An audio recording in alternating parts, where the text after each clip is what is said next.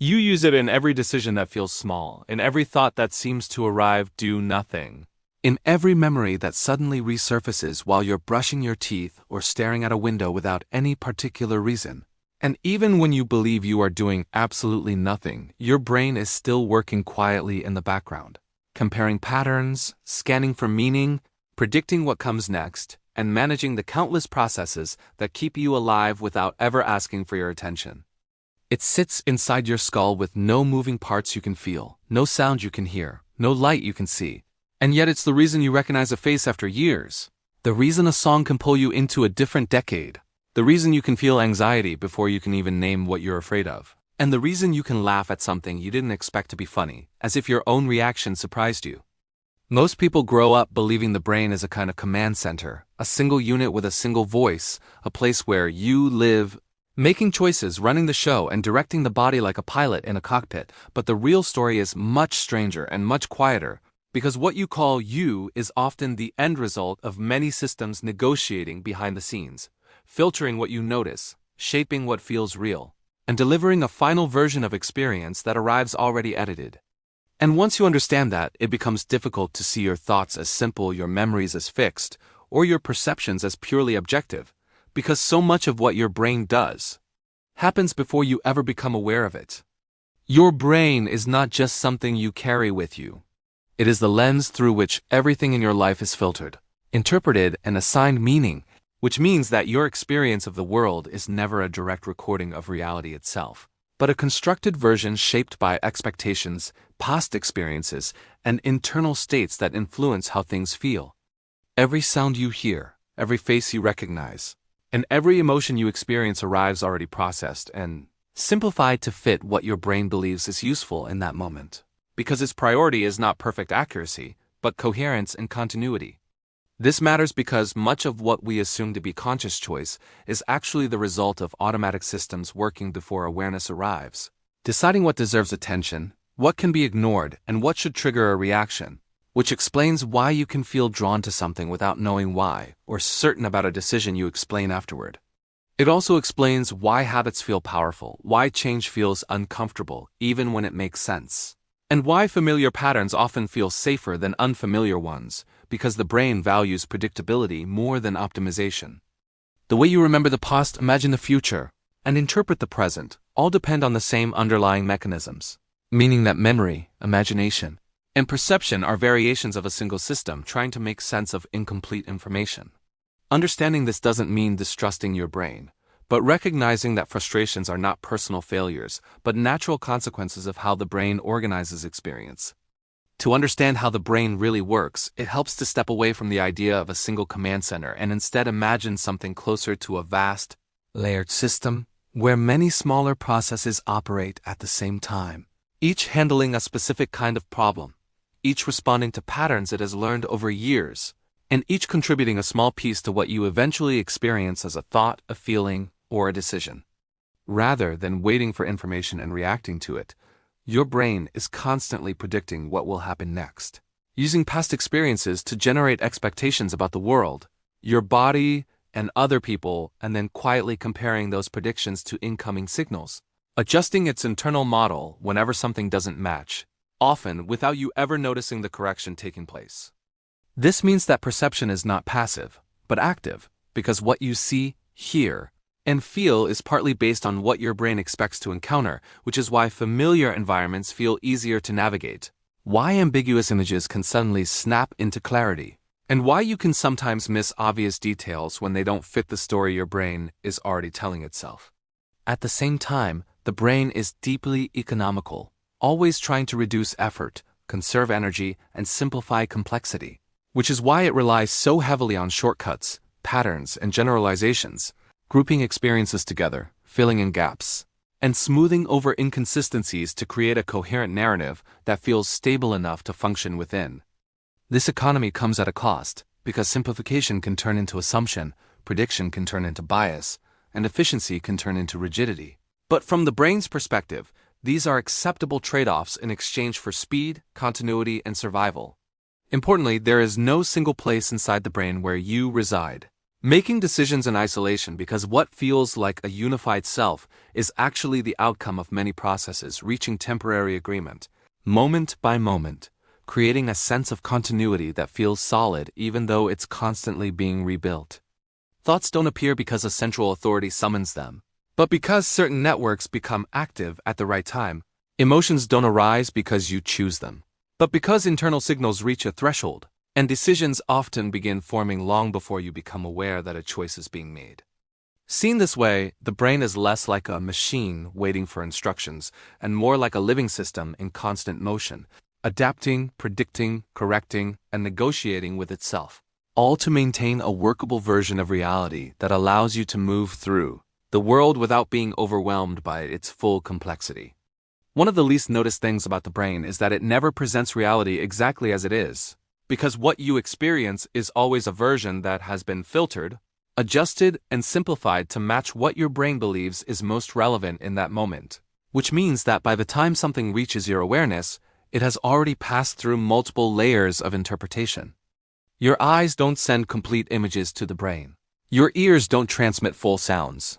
And your body doesn't report every internal sensation in detail because that amount of information would be overwhelming. So instead the brain selects, emphasizes, and discards, highlighting what seems important and quietly removing what doesn't appear useful. This is why you can read a sentence with missing letters and still understand it, why you can recognize a familiar face in poor lighting, and why you can focus on a single conversation in a noisy room because your brain is constantly filling in gaps based on context, expectation, and prior knowledge, creating the feeling of a smooth, continuous world even when the data is incomplete. It's also why two people can witness the same event and remember it differently.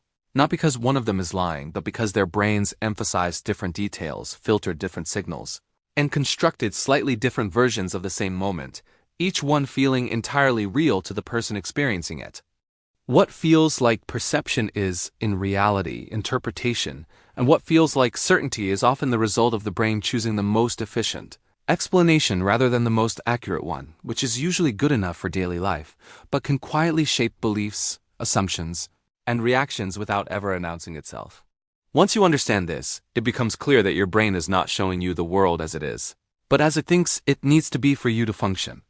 While it may feel as though your brain is reacting to the world moment by moment, what it is actually doing most of the time is predicting what is about to happen next, using past experiences to anticipate sounds, movements, emotions, and outcomes before they fully unfold, which allows you to move through life with a sense of continuity rather than constant surprise.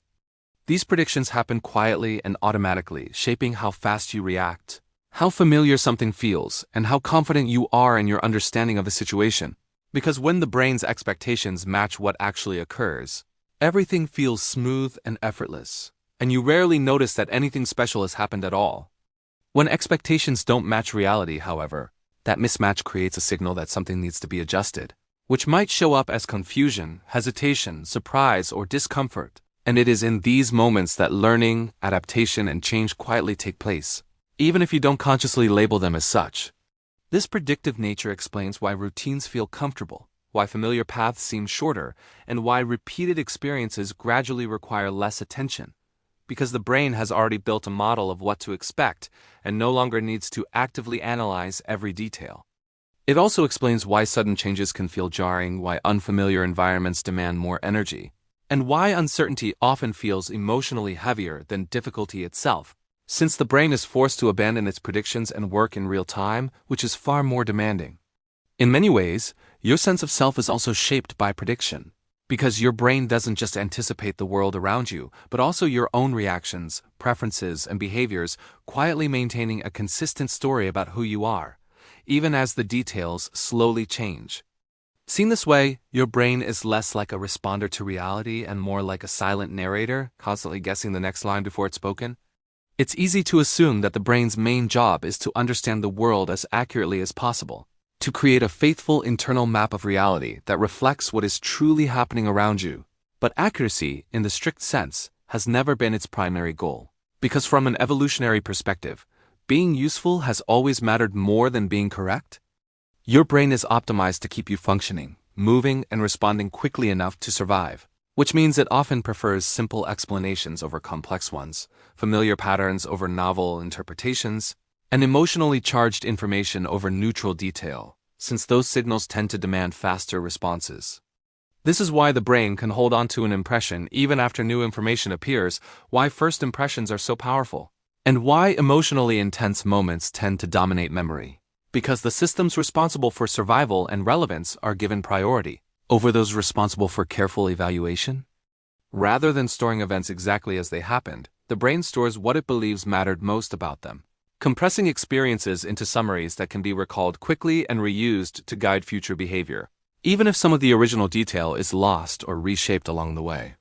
This doesn't mean the brain is unreliable in a careless sense, but that it is selective by design, trading completeness for speed and coherence, which usually works well in everyday life, but can quietly influence judgments, assumptions, and beliefs without drawing attention to itself.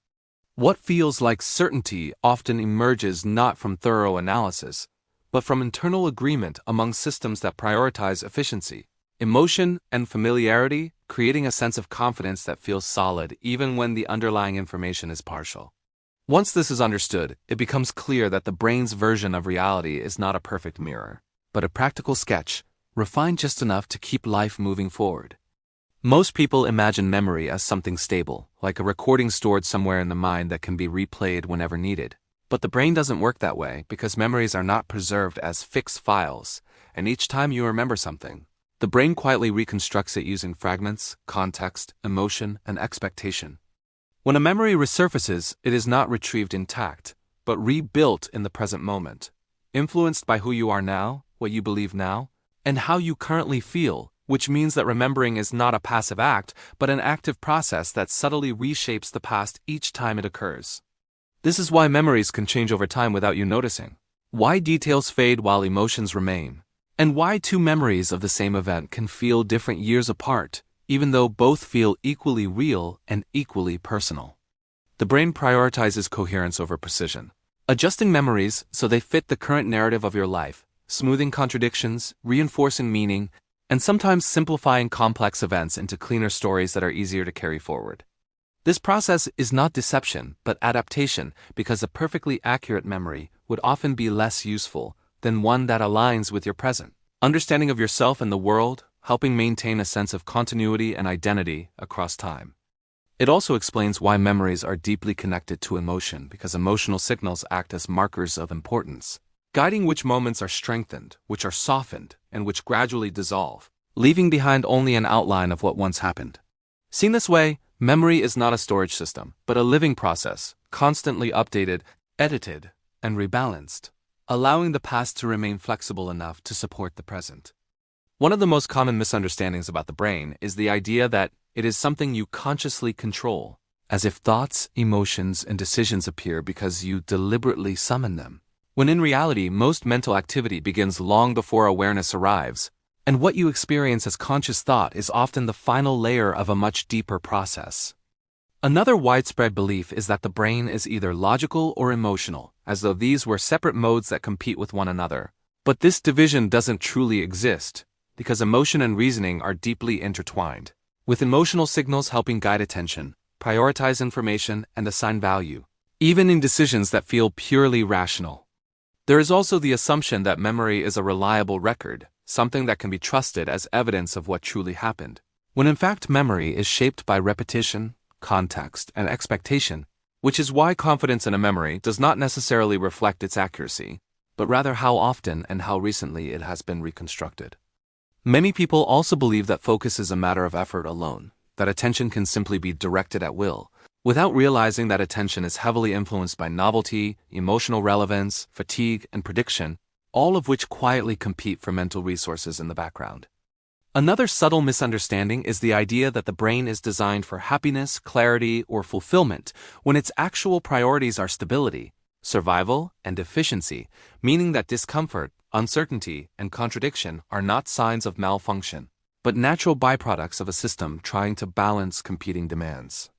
These misunderstandings persist not because people are careless or uninformed, but because the brain itself presents a simplified version of its own workings, offering a smooth inner narrative that feels intuitive, even when the underlying processes are far more complex.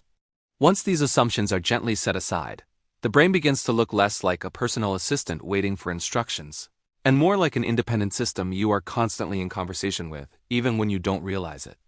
When you begin to see the brain not as something you command, but as something you coexist with, the relationship changes quietly but fundamentally, because instead of asking why thoughts appear, emotions arise, or reactions happen the way they do, you start to recognize that these experiences are signals emerging from a system that has been refining its methods for a very long time. This reframing shifts the focus away from control and toward understanding, allowing you to see confusion not as a failure, hesitation not as weakness, and emotional responses not as interruptions, but as information produced by systems trying to maintain balance, predict outcomes, and reduce uncertainty in an ever-changing environment. What feels like internal conflict often reflects multiple processes reaching different conclusions at the same time, each responding to a different priority, which explains why certainty can feel fragile, why decisions can feel delayed, and why clarity often arrives gradually rather than all at once. Instead of imagining a single voice inside your head that represents truth, intention, or identity, it becomes easier to see your inner experience as a conversation where attention shifts, perspectives change, and meaning is negotiated moment by moment, often without the need for resolution. This doesn't make the brain less remarkable. It makes it more so because its strength lies not in precision or perfection, but in flexibility, adaptation, and the ability to keep functioning under incomplete information, emotional pressure, and constant change. Seen this way, understanding the brain isn't about mastering it, improving it, or fixing it, but about recognizing the quiet intelligence behind everyday experience and noticing how much of what feels immediate, personal, and obvious is actually the result of countless invisible adjustments happening all the time. Your brain doesn't wait for permission to work. It doesn't pause to explain itself. And it doesn't reveal its processes unless you look closely. It edits what you see, predicts what you'll feel, reshapes what you remember, and builds a sense of continuity from fragments, all while creating the impression that everything is simple, immediate, and under control. What feels like a single stream of thought is the surface of something far more layered. What feels like certainty is often the quiet agreement of many systems working together. And what feels like you is not a fixed point, but a process unfolding in real time. Understanding this doesn't change how your brain works, but it does change how you relate to it. The confusion makes more sense. The contradictions feel less personal. And the experience of being human becomes a little clearer, not because it's been simplified, but because its complexity is finally acknowledged. This was hidden. Now it's uncovered.